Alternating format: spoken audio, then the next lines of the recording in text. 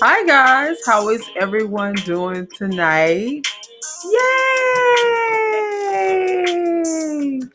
How's everybody doing? How is everyone doing?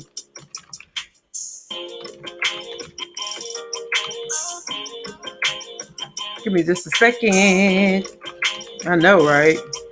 Like, didn't you just have a couple of seconds to get things done? Well, welcome to my show tonight. So glad that you could join me. I know it's late, but guess what? We got time.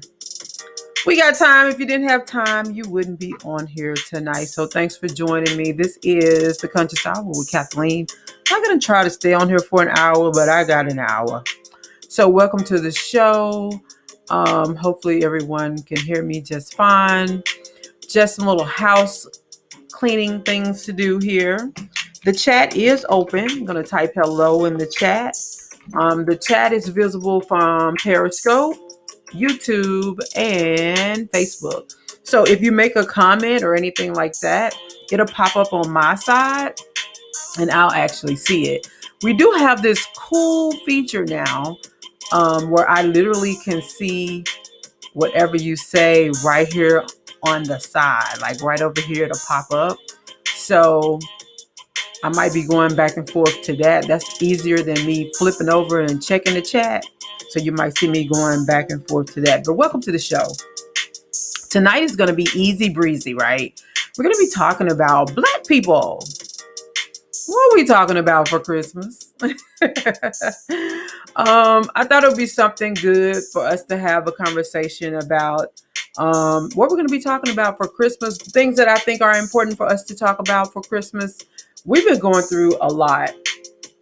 And so I really want us to have a conversation about how we want to move in 2021.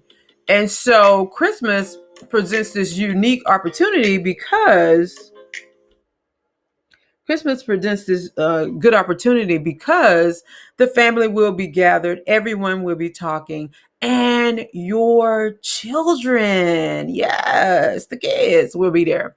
So I think it's just a good opportunity. For me, I was talking to you guys last night or the night before, and I was saying that this year, I'm not going to get any of my grandchildren any gifts for Christmas. Like, they got everything anyway, but I'm not buying any toys. I'm not doing any of that stuff. Like, none.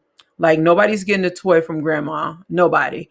What grandma is getting is I am giving all of my grandchildren some money to invest in stocks. That's what they're getting for Christmas. They're all going to be able to invest this Christmas. Yes. That's what I'm doing over here. So, yeah, they have Nintendo Switches. They have all of that. Do they know how to be an entrepreneur? Do they know how important it is to go to college and to graduate and to earn a degree and all those good things? Do they know who they are, especially in this moment where everything is that's going on is so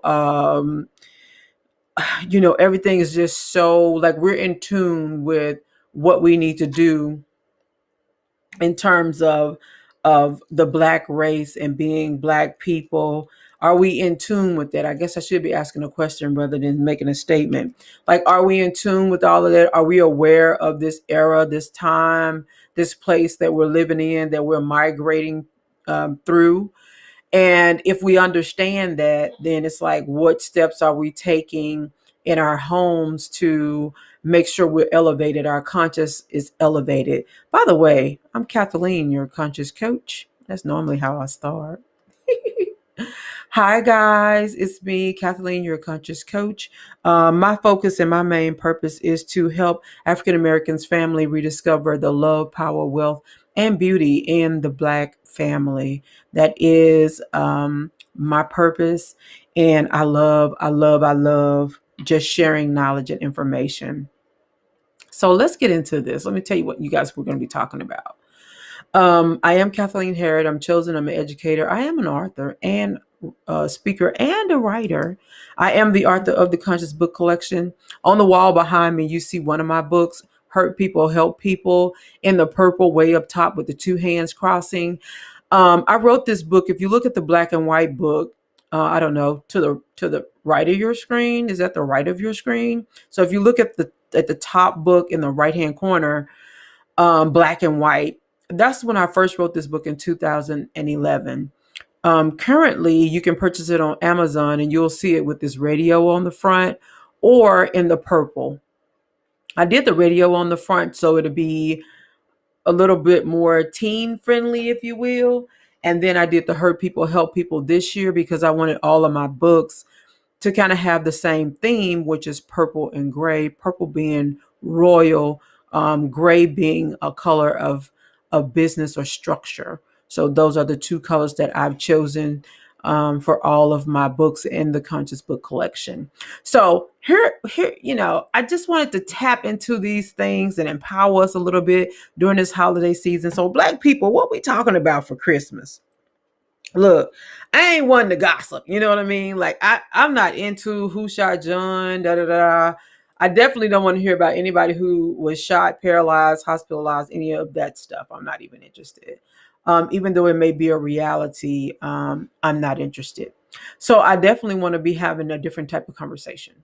So one thing I'm going to be talking about tonight is internal salvation, how we can turn our own communities around, unstructured religion, how white evangelism teaches everything but wealth creation, the Black family phenomenon. It's not an illusion. We can regain our families. And I'm going to touch a little bit on buying back our freedom through family, investing in education, land, homes, and our health as a family. Now, chat is open, like I said. At any point in time, you want to comment, make a post, even if you want to come on this live with me, at any time, I can click a button and make it happen, right? So I would love for someone to jump on. You're free to express your opinion. I'm not going to try to make you see things my way. I'm open to listen. However, I do try to stick with the topics because there is a point to all of this. However, if we disagree, that's okay. I'm not going to beat you over the head and try to convince you that what I'm saying is, the all be all statements or whatever. So I'm not into that. So you're free to share and I can bring you on and share your comments or whatever. So let's get started on these topics that I want to discuss. Give me just a second here.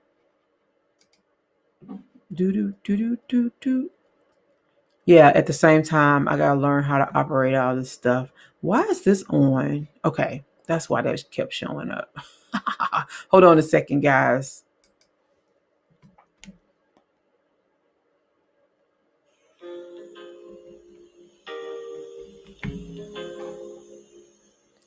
Do do do.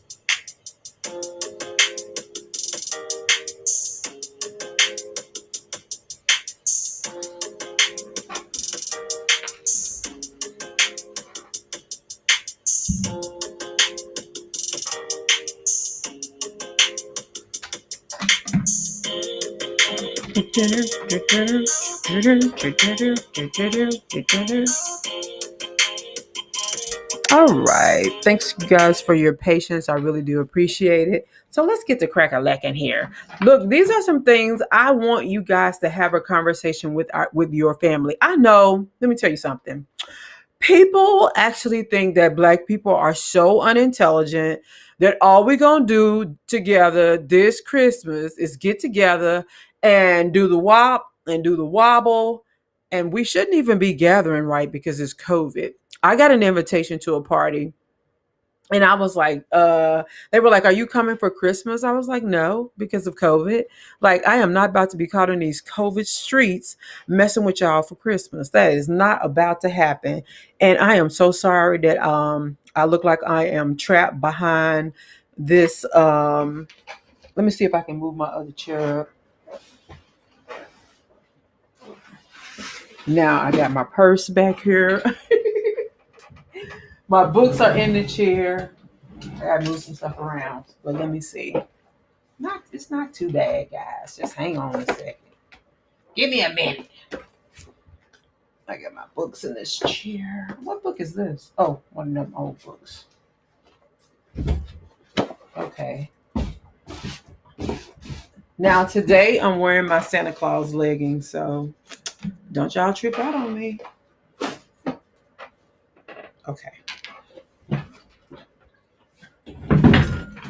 All right, I think this is better. A little bit.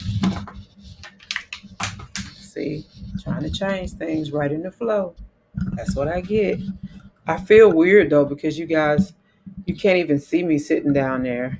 So let's see if I can lift this up and bring this in. It's gonna be odd, but it's gonna get done. How about that? Sorry, guys. Okay, so I think this will work. I want to go the other way though. Yeah, like that. Yeah, I think that'll work.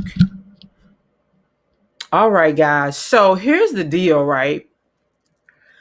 This Christmas, while we're gathered together, I want us to have like some real conversations with each other, as family and all that good stuff. So let's go through some things I want us to talk about. I want to show you a couple of things here. Let me see.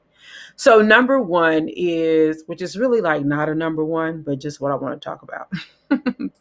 So we're looking at internal salvation. So I want us to have a conversation with our families this Christmas about how do we save ourselves, right? We live in this society where we're inundated about messages of who we're not. So Black people aren't educated. Black people are dumb. Black people are trapped in mass incarceration. Black people are going to jail.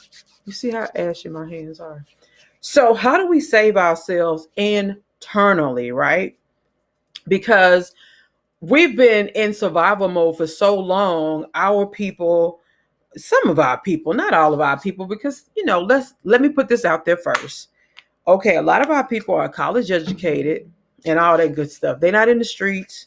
They're not lacking anything. Okay, they good. They good. But then there are some of us, a small number of us, but enough for us to definitely be empathetic towards and concerned about. There are some of us who legitimately are caught in this notion of survival. And so what they do is they kind of go the wrong way. And everybody wants money, right? Everybody wants to live their life. I mean, I was just having a conversation a minute ago about how we just want what's fair and what's equal. And we want the same things that other people have. Not everybody can drive a Bentley, but I do want the opportunity, if I can be that entrepreneur, if I can be that business owner that can work towards and earn money, put out a product or a service that could get me to a place where I can own a Bentley, right? So I don't want to be denied that type of opportunity. But a lot of us are in survival modes. And we see these images oftentimes that influence us in our community. So when we see things like a Bentley, when we see things like, these nice cars or whatever, we are instantly gravitated to these things. And it kind of puts a hunger down in us, right? To do what we got to do to try to get there. Sometimes that do what you got to do could be all in the wrong direction. I heard somebody say something the other day. I heard somebody say the other day that a young man can have riches or that lifestyle for 2 to 3 years. If you sell drugs or do whatever you do, that he can have those riches for 2 to 3 years and end up spending 20 years in prison. So then you got to think about, is what I'm investing to, what I'm investing in terms of my decision on how I'm going to obtain wealth, which is, let's just say it's illegal. Is the 2 to 5 years worth of Gucci and Balenciaga and Fendi and having a nice whip and rims and whatever comes with the territory, is that worth the 20 years you're going to spend in prison? You know what I mean? Like, you have to get to a point where you try to balance those things out and understand those things. That's number one. Like, understand that the 2 to 5 year lifestyle that you're going to experience with the Gucci and all that kind of stuff, that when you put that against 20 years in prison, is it worth it? When you put that against a child got shot in the head and they're dead, is it worth it? You know what I'm saying? I'm gonna give you guys some alternative ways to think about life in that perspective. Just a couple of weeks ago, we had an incident here in our city where a woman was shot and killed on the highway when individuals were in a fight on the highway with one another, shooting, and a young Black queen, a mother, was shot driving down the highway, right? I know we hear about Chicago, we hear about Memphis, we hear about all these cities and all these activities, everything that's going on. We've normalized it, right? And so, I mean, a lot of us haven't normalized it, but it's kind of been normalized. And so we keep struggling, right? We keep trying to knock on the door and say, what can we do, to change us internally, right? And I just want to put this out there, guys, we can't trust these programs that people have put in place to save us. Use the programs, go through the programs or whatever, but we got to take an internal look inside. I want to show you what that looks like for us and how we can take those steps, because we can't have our people representing this type of influence where, hey, you got to live this type of life to get that kind of wealth. So if you want Gucci, if you want Fendi, if you want all this other crazy stuff, you got to be gangster. You got to be hood. You got to be willing to do whatever you got to do. Even down to the female. Have y'all heard the females rapping lately? Man, look. Man, I'm from the South. Have you heard these female rapping lately? I'm surprised that parents are literally doing videos with their children talking about somebody yada yada yada yada yada yada. I'm surprised. I'm surprised to see that we still keep following them into the trap. They got us like this. Like, they keep leading us by the poorest examples. So the example is sell drugs, do what you do in the hood, get 20 years in jail, or you die. They tell you literally, these are your options. You're gonna die, you're gonna be crippled, or you're gonna end up in prison. Okay, they tell you that, and literally this is how some of us still move. We still follow that weak, disgusting model that is put in front of us. We do this blindly, though, because we don't understand what they're doing. We don't take the time to understand systemic racism. And because we don't take the time to understand systemic racism, we are more than likely going to follow whatever influence is out there. So when you're talking about internal salvation for us as a race, when you're talking about flipping things like hood life and coming away from the struggle and doing all of those things so we can begin to create our own wealth and have our real own stories, you got to actually think about what's going to help us actually, factually, what's going to help us get to the wealth. I don't want, look at this is money behind walls right here. You understand what I'm saying? This is wealth right here. You can have the car, you can have the jewelry, you can have the name brand things, but this what you're looking at right now, this is wealth. Behind here is where you find documents and jewelry and deeds and bonds and securities. This is what we want, right? Because having that look petty wealth, you know what I mean? Having the Gucci, having the Balenciaga, having all that stuff, that's, to me, that's petty wealth. Today, Trump announced or said, he lie all the time, but he said, look, I'm willing to give everybody $2,000. Oh my God. Some of us, oh Jesus, oh, that's why I love Trump. Trump, oh, I should have voted for Trump. Oh, we have a fit over pennies because we don't realize we came from wealth and we can recreate wealth. And because we don't realize that, it's so easy for us to follow along with, it's like, to me, $2,000 is like throwing me a biscuit. That's like something you should have done 3 months ago, real talk. And compared to other countries, it's really nothing, because in other countries, this whole time, they've paid their whole country's employment salary, right? So if you had a job and the pandemic came, they've been paying whole salaries since the pandemic. They've been issuing out food and all this stuff. So listen, I ain't gonna knock you for thanking God for 2 G's, I'm that's okay. I'm just talking about mentality here. So in order for us to break and create our own internal salvation, we have to see the mechanisms they have in place, the influences that they have in place. And I know a lot of y'all thinking, look, let me show you this again. A lot of y'all think this ain't got nothing to do with white people. This black people doing this. No, sweetheart. No. It's a system. It's a part of the system, because white people own the industry, right? White people can put the message out, right? Black people, even today, don't realize how damaging and how impactful their influence is.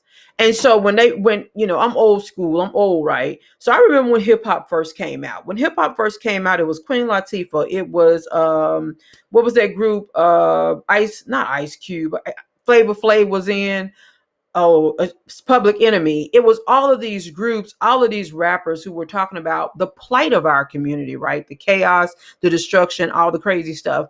But they were saying, like Ice Cube a long time ago, I don't know this new Ice Cube, but Ice Cube a long time ago was like F the police and all that. That's what hip hop was all about. It was like our message, our pain, our struggles, and and kind of us trying to make that exodus, right? We were trying to framework everything that we were going through, our struggles, and we were trying to come out of that. And they realized that, and they said, hey, look, I can make you famous. I can give you more money than you ever seen in your life, right? They took us to a place where they made this look like, oh, not that. Where's my other picture? Let me see if that's it. They took us to a place where they showed us more money than we ever seen before. And we thought that was wealth. We thought, hey, this is where I need to be. This is what I need to do. I've hit the wealth button, but that's not the type of wealth that we needed. We needed wealth. We needed the education that was coming through rap. We needed the message that was coming through rap. And we needed resources. We needed all that, but we didn't need rap to change into an influence that would recycle our pain, our hurt, our dysfunction, our broken homes. We didn't need that part of it. Okay. And this ain't all about laying everything on rap. Okay. This is about understanding our breakdown so that we can start to build up. So when we talk about internal salvation, we have to see how systemic racism was structured to always bring us to a place where we recycle the hurt, recycle the trauma, and we keep it going from generation through generation. So they have all these influences out there, and we live all these different lifestyles that continue to perpetuate that. And I hope I used the right word. It's late. Another thing I wanted to talk to us about as we're dismantling mentally and in our own homes and families this whole structure of racism, because we don't have to wait on them. Yeah, we don't have to wait on them to approve a bill, pass a bill. We don't have to wait on anything. We can start doing this right now. We can start educating one another.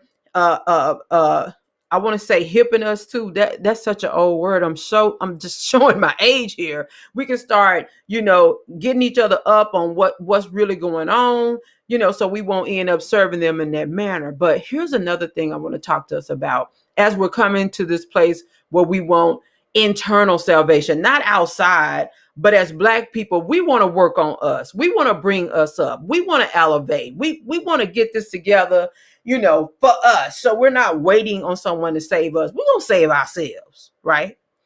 So I want to bring this element into the picture. The next thing I want to talk about is unstructured religion. I know you probably never heard that phrase before, never heard those words like that. Here's the reason why I want to talk about that. And it talks about how white evangelism teaches everything but wealth creation. We're a part of Christianity, right? People want to get into an argument over the word. The word Christian ain't even in the Bible, blah, blah, blah. Ain't got time for that. Christ, his name was Jesus Christ. So we became Christians. I think for me, it's that simple. Like, I don't need a whole seminar on that. Like, it is what it is. He's Jesus Christ. He came, he died for us, blah, blah, blah. That's what we know. That's what we believe. That's what a lot of people follow. So I'm not here to talk about that. Or make you believe in all that, or however you want to shape that. My thing with unstructured religion is this. Unstructured religion has taught us to pray about things that we literally could just go get an education and we could acquire, right? So, I said the other day, a lot of people want us to, we hear, and this me coming up in the South in Pentecostal type setting, you would hear the moms get up and say, "Oh, my son, pray for my son. He going to jail. He in juvenile. He this, he that." But we didn't have enough information to understand that we needed to create a safe place for children, that we needed to teach our Black congregation the importance of having a family versus creating a single parent ministry. So yeah, you could have still had your single parent ministry, but it's important that you have a family ministry too, to build people up, to expect and to create families. So when I say unstructured religion, these are the things I'm talking about. You want to have a whole service of and tell people, come get hands laid on, God gonna give you a miracle, a check is coming for you in the mail, all this stuff, when really go to school, get a degree, get a technical skill, like HVAC, electric, go to school to learn how to code, do all that stuff. You'll get a check in the mail. You get a check every week. You get a check every 2 weeks. That's what I'm talking about when I say unstructured religion. So much stuff we've been taught to pray about, we really could have went to school, got a degree or some type of certification, and changed our whole lives instead of sitting back waiting. Even if you're in poverty, even if you're a single parent, especially if you're a single parent, you're at the vantage point of breaking the curse, because as a single parent and being in poverty, you get to go to school for free. It's a thing called a Pell Grant. You could apply for school and you can go to school literally for free. They will pay your tuition. I know, and when they pay your tuition, all you have to do is go to class, make a certain grade point average, and guess what? You earn a degree, which will help you earn more money. And guess what? You will be fine. You'll earn more money, right? Look, I got my hands like Donald Trump. You'll earn more money. You'll be able to take care of your household. And that right there is a transactional way that we can begin to internally create our own salvation, right? We're not dependent on God in the sky to come down and rain down blessings on us. Yes, we want them. Yes, we need them. Yes, we depend on them. But I mean, as a formal practice of religion is what I'm talking about. That's what I'm speaking against. Now, because a sister will go to church tomorrow and tear a aisle up. Okay. Because I love going to church. I love the whole church thing. You know, I'm a woman of God, all that good stuff. No one can take me away from my Jesus. But it's some practical things that we need to understand about religion. First of all, religion was brought to us by white people who enslaved us. The Bible was rewritten by King James in 1638, who was a slave owner. A lot of the scriptures in the Bible, they teach us to beat our kids and all that crazy stuff. And a lot of us practice that because that's all we know. I'm totally against that, by the way. The reason is because our children are intelligent. They can actually sit down and learn. We can teach them. We don't have to beat them like they're runaway slaves. That's just abhorrent. I hate it. When my children, when my children were little, I had grew up in a home where we were spanked, we were whooped, we were beaten. You know what I'm saying? Shout out to my mom. I love you, Dad. I love you. Like, we good. But we grew up in a home like that. That transferred into my home. And so when I had children, it was, didn't I tell you? Didn't I say, and my children were probably teenagers, I think, at the time, where I just was like, this is crazy. Like, why am I yelling at my kids? Why am I beating on my kids? I'm like, it's almost like your kids got to be stupid to need to be beat on all the time. Like, don't you think your child has a brain? There's gray matter up here in this thing called the skull, that has the ability to comprehend and understand information. So why are we beating our kids half to death? And some black people say, well, if you don't beat them, they're going to make a reference to the Bible, beat them into drive foolishness out of their heart, blah, blah, blah. There's also the other scriptures in the Bible that talk about put it on their wrist, write it on their forehead, put it on your doorpost. It talks about sitting your children down and teaching them some things. Did you read those scriptures? Huh? Okay, so you got to read the whole book to get the benefit of the whole book. And again, a slave owner rewrote the Bible, the King James Version anyway, with all that beating and all that old slavery talk and all that old crazy stuff. Now, I'm not saying slavery didn't happen and all of that. That's not up for debate. Slavery had been going on for years, way before black people and all of that. But I just could imagine a slave owner. I just could imagine, boy, when he was rewriting that Bible, boy, he had to include beat them.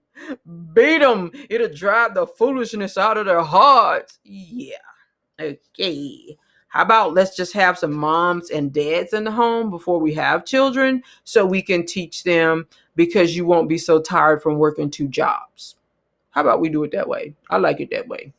And if you are a single parent, I was a single parent, so I know your struggle. Make sure you just take the time to chill out, sit back and relax, and just think about the message you want to transfer to your children, because that's what they'll teach their children, and that's what they'll be a part of. So when it comes to this unstructured religion, like I said, does it really teach you how to gain wealth? God said in his word, Jesus said in his word, that he become poor so that we could become rich, that he took on poverty. So why are our black people still at the same poverty rate? Why do we still have over 70% of our homes are single parent homes if we are indeed practicing what the good book says about us gaining prosperity and all this good stuff? Is it unstructured religion that we are following? We need some structure. And look, they'll give you this, right? That's in your face. The Southern Baptist Conference, today I saw something where they were saying, because the Southern Baptist, I guess it's an association or something like that, because they would not fully denounce racism and apply the theory, and I'm probably messing this up, they wouldn't apply the theory of racism being systemic and structural even in the church, that the black church was going to separate itself from the Southern Baptist Conference. Let me tell you guys something. That is a major move. That is a much needed move. And it is Kathleen Harrod, conscious coach approved. Like, I approve that message. Get away from this false Christianity that keeps you in a place of prayer and servitude. It cannot be constructive, and it cannot be the will of God whatsoever. You understand? Like, that's just not where it's at. They want to keep us right here, humble. They call it humble, but you're really poor. Okay. They call it have some humility. Okay, I'm poor. Okay, there's a reason for you. Sorry, there's a reason for us to just start looking at this whole system of religion and the messages that we hear. I sit back and I listen to these messages. Listen, guys, I could be a millionaire right now. Okay, if I touted some of this generic stuff that I hear these people saying every day. God's got a blessing for you. Okay, all right. Look over your shoulder and know that God is coming. He's always on time. Okay. And something for me to get excited about. If you listen to the gospel, the influencers in the gospel, it's church can be very emotional. It can be very charismatic. It can be very drawing. It can be very satisfying mentally, spiritually, emotionally, because they know how to say all the good words. A good preacher can lead a huge flock, right? But let's look at the structure of religion. I was on a call the other day talking to someone about the church, and they were talking about, like, how do you know or why is it that the church takes up all this money? It's the same old argument. It's been around for years, that the church takes up all of this money, yet when the pandemic happened, a lot of our children in the Black community are not even able to engage in virtual classes because they don't even have Wi-Fi. Like what? Where's the church in all of this? My answer to that was, because this person was speaking to me, they were very upset. They asked me to answer these questions based on the fact that I'm a Jesus follower and all that good stuff. And we were having this conversation. And so I said, one of the major problems that I do have with the church is that we don't function as the church. We don't visit the fatherless. We don't take care of the sick. We don't do it. A lot of churches don't do any of that. However, I make it my business to seek the resume of the church before I join. Okay. I need to know what you actively do in your community, not what you used to do in 1979, 1980, 1990 when Kirk Franklin was around. I'm talking about what are you actively doing in your community? How do you support your local schools? How do you support your community? How do you support the elderly? Those are things I have to know before I join your church. I'm not giving you my tithes. And now, look, I give tithes the way I used to give when I was not saved and an evangelist and all of that. Remember how we used to go to the club and every week we got a new outfit? Remember, we bought the purse, the earrings, we did it all because that weekend we had to party. And I was serious about my commitment back then. So in the same way I was in the world, I transferred that over to the church. So I'm super supportive. I'm going to pay my tithes. I'm going to give an offering or whatever the case may be. So I don't play when it comes to church. I need to know you about your business, or I'm not going to deal with you. Point blank and period. So we need to look at that when it comes to structured religion. What are the lessons that they're really teaching us? Because I know it's Christmas and everybody gonna be on Jesus, honey. He's the reason for the season. My family, we don't get together. We won't be getting together this year because of COVID. But typically for our family, we get together, we sing gospel songs, we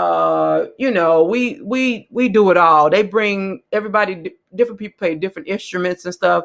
Old aunt gonna have some mics and all that. Bruh might bring drums. Like, we go in, but are we married? Do we have healthy families? Are we healthy physically in our bodies, or do we have high blood pressure, diabetes, the sugars and all this kind of stuff? Are we mentally okay? Are we depressed and going to church and acting like Jesus is doing it all? I ain't saying he's not. I'm asking you, are we depressed and are we seeking out therapy to help us bring ourselves into balance? Or are we caught in this unstructured religion that doesn't set a clear path for us and keeps us in these loops? These are questions I'm just asking. I'm not trying to condemn you.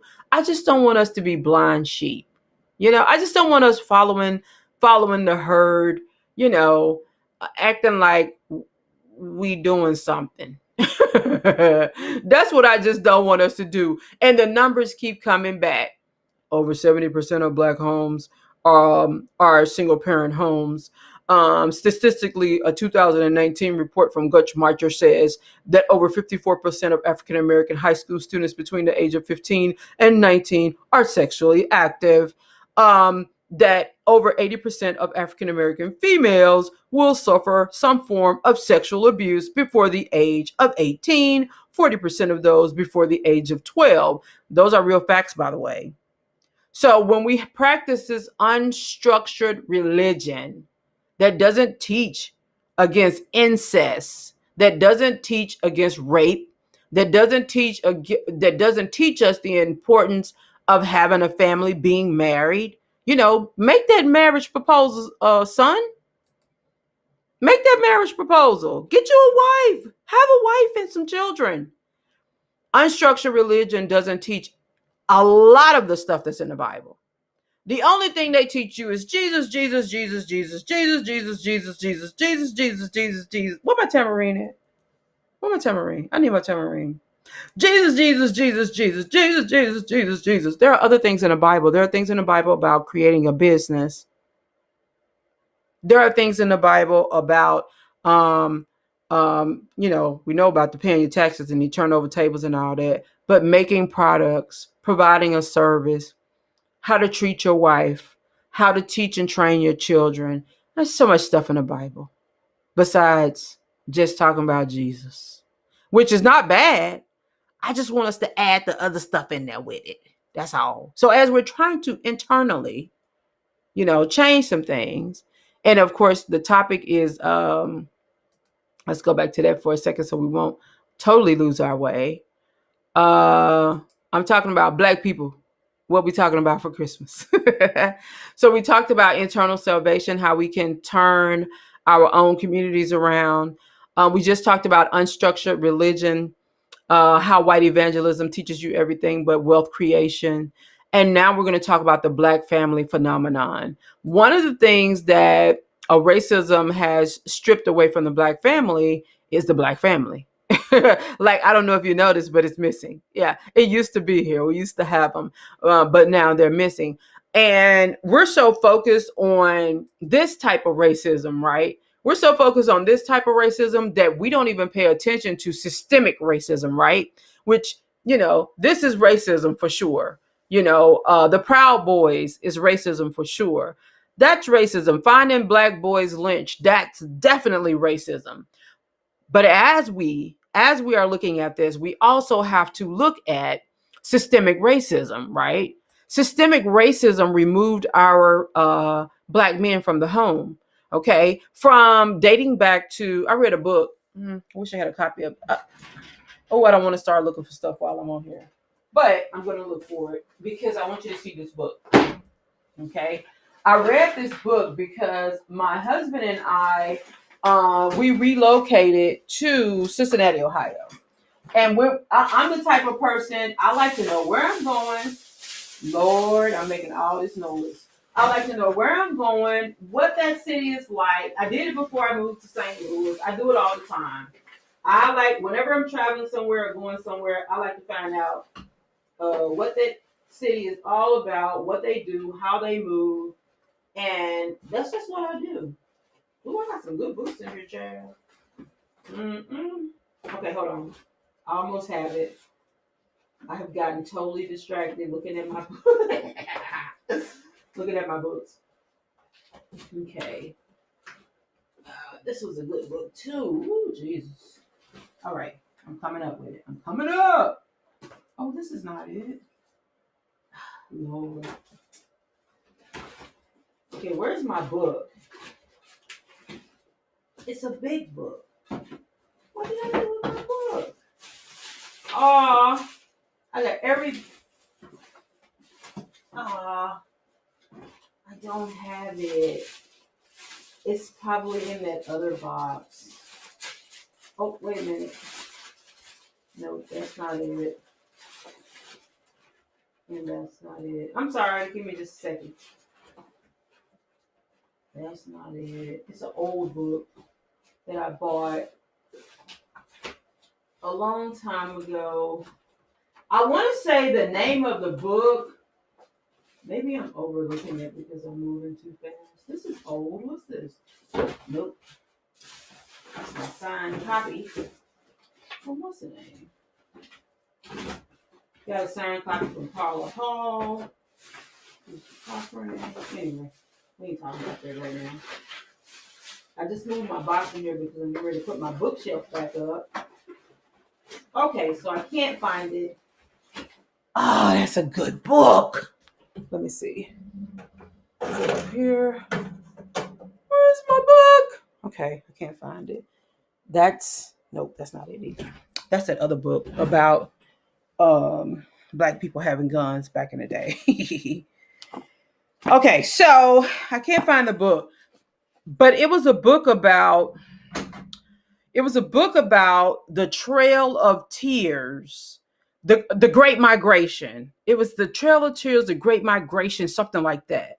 Okay, so in this book, it talks about how way back, as Black people were coming out of slavery and all the strong, the era that we identify where racism was off the charts. It talks about what it was like. So it gives you these real life stories, right, of Black people who were coming from the South and coming up north. So one of the parts that they talked about was how when they came from the South up north, coming down the Ohio River, how they would have people who would stand on the banks, right, of the river, so that they will know when Black people try to come up the river in Ohio to settle in Ohio so they could get jobs. Because, up north, that's where everything was at. That's where you could go make money. Because down south, they were you were still on the peony system, right? If you've ever watched Slavery by Another Name, you'll know what that's about. Down south, they were still trapping Black people by accusing them of a crime, trespassing, whatever, and giving them long sentences, right? So Black people were trying to get away from all that because they had already heard up north Black people got it going on. Detroit or whatever cities was going on. Okay, so they would go up the river, and as they're coming up the river, they would catch them on the boat or when they got off the boats, and they would literally kill them, bash their heads in, set them on fire. I'm talking all the stuff racists do. Okay, so they did that. That's one way they got Black men out of the homes, right? Because when your dad or your husband went up north looking for work, he got killed. He got murdered. Now, same thing happened when they went to California. They ended up in jail. Different things like that. So over time, due to systemic racism, due to incarceration. I mean, they just let a man go the other day who had served like 30-some years for stealing some hedge clippers out of somebody's garage. Can you imagine spending 35, 38 years in prison for a pair of hedge clippers? Okay, I ain't gonna get into that. So anyway, back then in the 60s is when the African American home started to dwindle down, and we actually turned into this repetitive broken home, single parent home pattern as we came up into the early 80s, as this continued to happen. And by the mid 80s, late 80s, single parent had become a norm in our community, right? And we were starting to reproduce and recycle the single parent status. And the Black family was broken, and it's still broken. right? We've been 40 years straight with over 70% single parent homes, 40 years straight. So it's definitely time for us to reset that. So the Black family phenomenon is not an illusion, right? We can totally regain our families. So when we look at pictures like this, we think, oh, that was back in the day. That no longer happens. That this picture right here is probably in the late 80s or early 90s because all females was wearing this little shell shirt. I got a whole bunch of them now. It's called a shell. I don't know what they call it in real terms, but you normally wear it up under a blazer with your skirt or slacks or whatever. But the Black family is not a phenomenon, guys. We can get our families back. This is probably in the late 70s or definitely the early 80s when we saw images like this. And this could be almost recent. Yeah, looking at the furniture, probably it's definitely more recent. But this is totally a possibility. We have to kind of walk away from being the dirty sheeps, following them to nowhere with this unstructured religion and all this stuff we do. Look, we can break away from that. And so I see a lot of people doing their wedding proposals. A lot of young men under the age of 31 are returning to marriage. Listen to this. 33% of young men under the age of 25, right, are now saving themselves for marriage. They don't want to produce kids out of wedlock. They want to get married young, or they want to wait until they finish college. So the mindset is shifting already. And we're seeing this. So the Black family phenomenon it's picking back up at this point. I want you to be on point with what's going on in our community, right? Black fathers are returning to the home, right? And Black fathers, even if you're not in the home, you're not married to the mother, please be a part of your child's life. And when I say be a part of your child's life, I mean be there for the game. I mean FaceTime her or him every day. I mean actually do everything you got to do to make it happen. FaceTime, show up unannounced. Yes, your daughter, your child, your seed is important. So show up unannounced. They not even expecting you. You just jump on a plane or jump in your car or jump on your bike or jump in your Timberlands or whatever and make your way over there unexpectedly. Look, don't cause no drama for your baby mama or your baby daddy. It's over, it's over. Y'all didn't work out. Next time marry her. First of all, make sure she's good people or he's good people. Get married, then have your children in a healthy relationship. Let's do that part, okay? I just picked these up and I wanted to show them to you guys because they're all by Black authors. So I'm just going to show them to you just because I grabbed them out of my box. And the first one is The Young Entrepreneur's Guide to Success. It had a sticker on it and I pulled it off. So it was laying against the book. So it's got some crap on the front.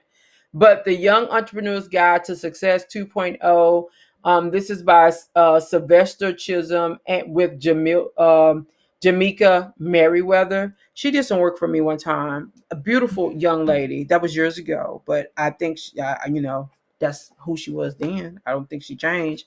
Another book I read, Fake It Till You Make It, by Ben Tankard. And I just bought that young man's book. It did have some good information because at the time I didn't know anything about Fiverr, Elance, all that kind of stuff. So it was a good entrepreneurship guide. This is by a Black woman. Gwen Richardson, Debt-Free College Education 101 to Scholarship Applications. And of course, Bishop T.D. Jakes, Instincts. So what do you think? Like when you think of in terms of us breaking away from this unstructured religion, when you think about us like returning to this whole Black family model, right? When you think about us walking down that aisle, getting married, raising our children in 2 family homes, does it excite you like it excites me? Because it excites me. I'm just keeping it real. When I think about it, it totally excites me. And I think about it every day. I think about it in real terms. I think about the benefit of it. I think about what they took from us and why we need to make it our business to gain it back. That's what I think about.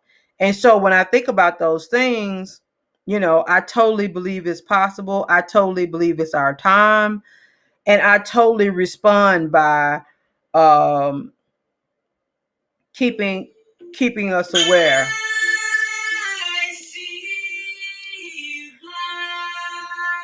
Listen to my song. Living better all over the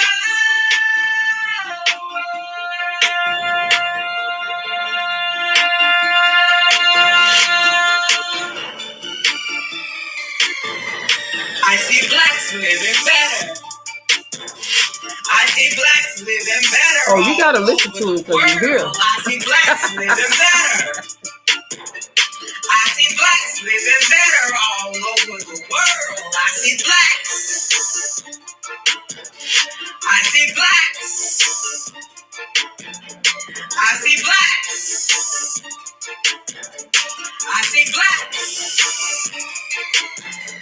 I see blacks living better in the house on the hill. I see blacks leaving millions when they die in the wheel. I see blacks signing deeds and bank accounts. I see blacks closing deals for crazy amounts. I see blacks building their own when it comes to film. I see blacks going hard, and I'm not talking about rims. I see blacks and I see trophies. I see blacks certified. Okay. Ooh, I love my song. I see blacks, and let me tell you the reason why. I see blacks living better. Look, I live by that. I just do. It's in my DNA. It's in what I think. It's what I dream. It's what I see every day for Black people. Just want to remind you of the Conscious Collection. Like I said, one of my books is behind me. This is the book right here, Hurt People, Help People, all available.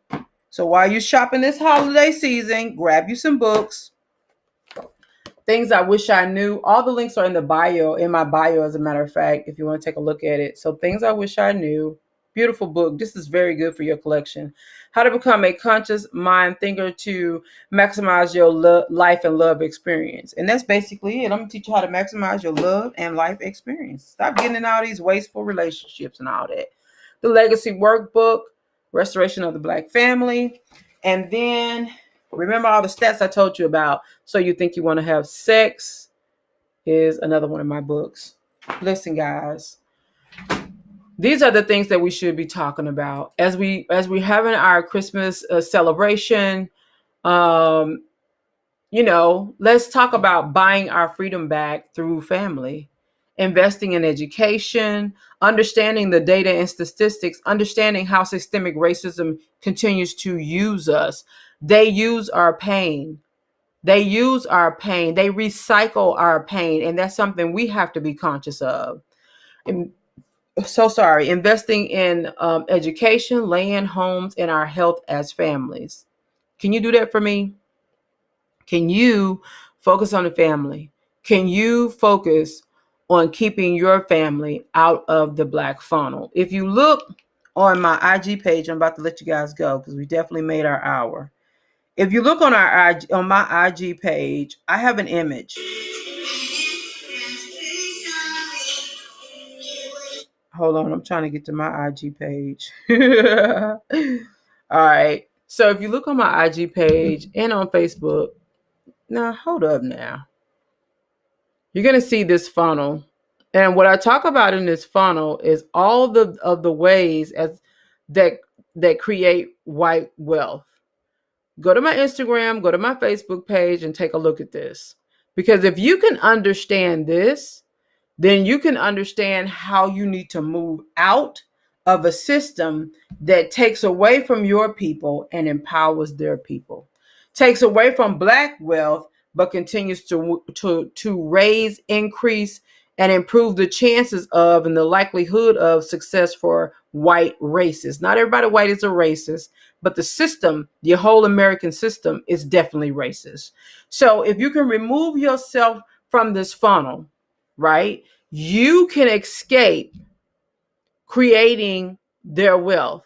So you have lack of safety, meaning we got to create safe neighborhoods, unstructured religion, poor education, incarceration, these influences, um, like, your Meg the Stallions and all of them. Yes, she's going to college and that's good, but the power of influence on the other side is strong, and that's just a reality. We got to deal with that.